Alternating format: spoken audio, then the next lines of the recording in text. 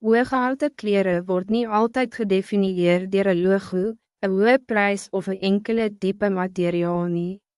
Die beste stukken is die wat van die eerste keer af deurdink voel, hulle pas goed, voel gemakkelijk, hou vorm en bly lang na die aanvankelijke aankoop in jou klerekas werk. Materiaal is die fundament van elke kledingstuk.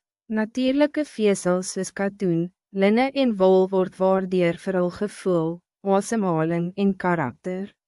Maar kwaliteit gaan nie net oor die keuse van natuurlijke materialen nie.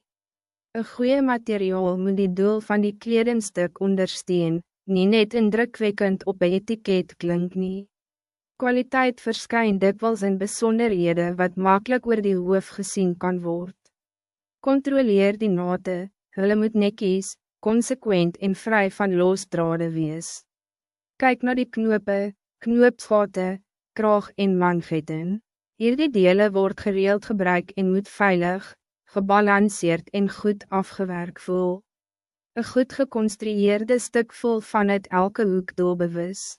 Een kledingstuk kan van uitstekende materiaal gemaakt worden en steeds ongedra bly as die pasvorm verkeerd is. Denk nou oor wat gebeur na etlike ure se dra, na een reis of na was. Bly die materiaal gemakkelijk, behou dit 'n skoon voorkoms. Is dit praktisch om te verzorgen? In plaas daarvan om een item vir een geleentheid te koop, kies kleren wat werk met wat jy reeds besit en by verskillende planne aanpas.